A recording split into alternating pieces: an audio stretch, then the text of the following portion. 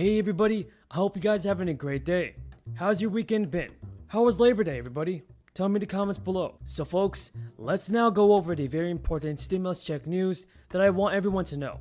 For fighting to make sure that Social Security is fully funded and really to protect our freedom. Senator Bernie Sanders. So everybody, in May and June, more than half of the states, all but one led by Republicans, chose to end unemployment benefits early, citing labor shortages. However, in the states that opted to terminate the unemployment assistance and emergency unemployment compensation programs early, few indicators show the move has led to an increase in employment. Now additionally, some states that maintained the benefits saw greater increases in employment when compared to states of similar size that cut benefits. They want to cut Social Security, Medicare, and Medicaid. My view, and we've introduced legislation to do this. So take Georgia and North Carolina for example, which both states have a population of around 10.5 million. According to the Wall Street Journal, while Georgia chose to end benefits in June, North Carolina did not.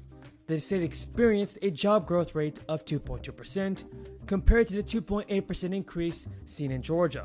There's been a lot of debate going around whether or not the unemployment benefits should be extended or whether they should be terminated. But everybody, I know that many Americans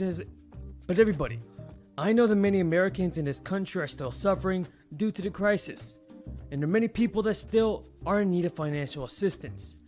So I think that President Biden and the Democrats and the Republicans should at least send out more stimulus relief.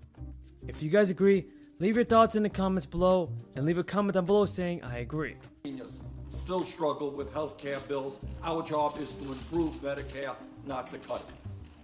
Mr. Trump, we are going to hold you accountable. You told the seniors of this country you were on their side. You told working people you were on their side. You said you would not cut Social Security. So as of mid-August, around 9 million people claimed federal unemployment benefits through the unemployment assistance and emergency unemployment compensation programs.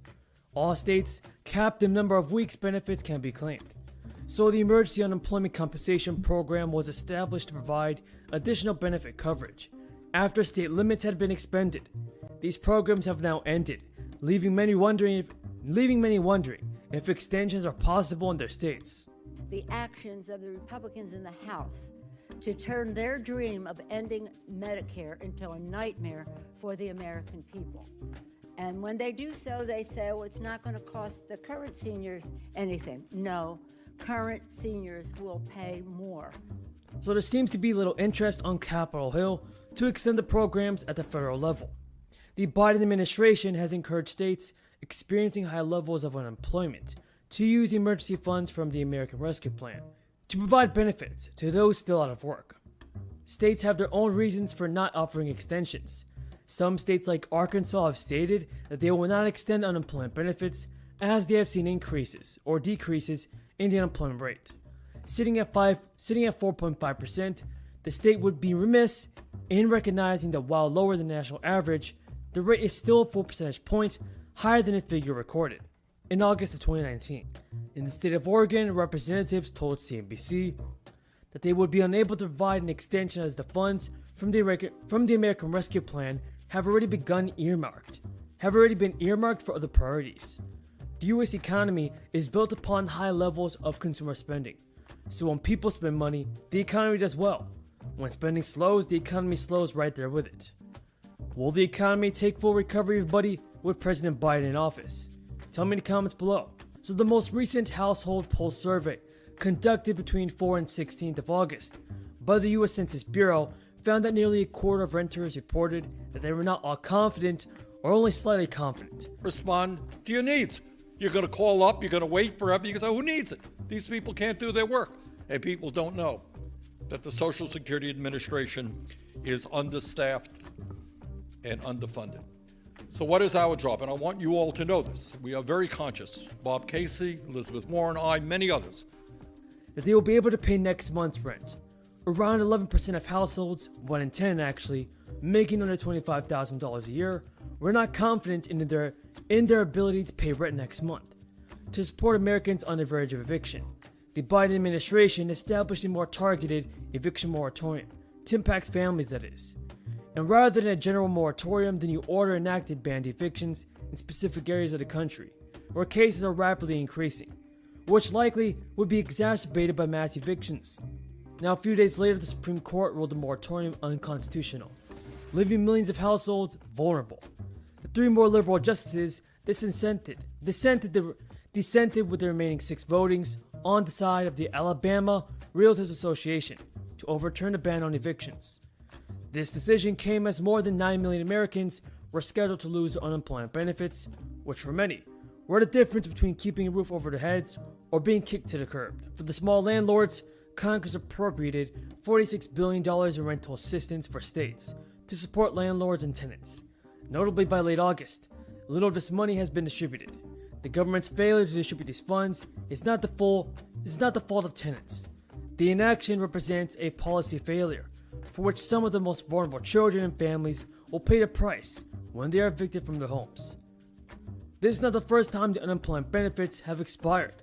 The CARES Act, which was passed in March 2020, just as the crisis began, allowed for a $600 topper to be sent in addition to state benefits through July 2020. When these additional payments ended, personal income levels dropped from around $20.3 billion to $19.7 billion. So folks, do you believe that President Biden is going to send out more stimulus relief this year? Leave your thoughts in the comments below. Now here's what I want you to know what Bernie Sanders is saying surrounding more stimulus checks, as well as the Social Security benefits. Diverse and dedicated workforce. It is only fitting that every year on this day we acknowledge the social, civic, and economic contributions of our working men and women. Labor Day was first celebrated in 1882, when work was hard to find, and those who did find work struggled to receive fair compensation, safe working conditions, and fair work hours.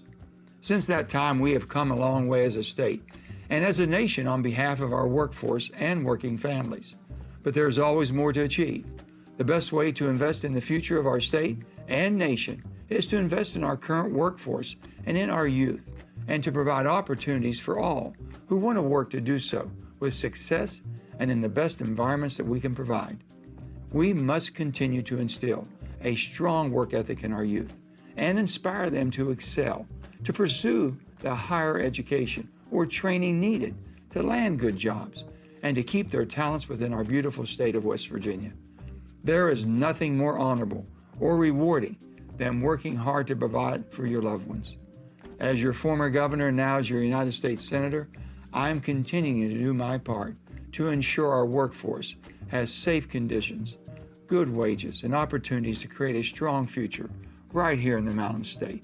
While I'm continuing fighting for new jobs and opportunities in West Virginia, I join each of you this holiday weekend in thanking the hardworking men and women who make a difference in our state every day. Our West Virginia workforce keeps the lights on, educates our children, improves our economy, and keeps our community safe and healthy. And all of that is certainly something to be proud of.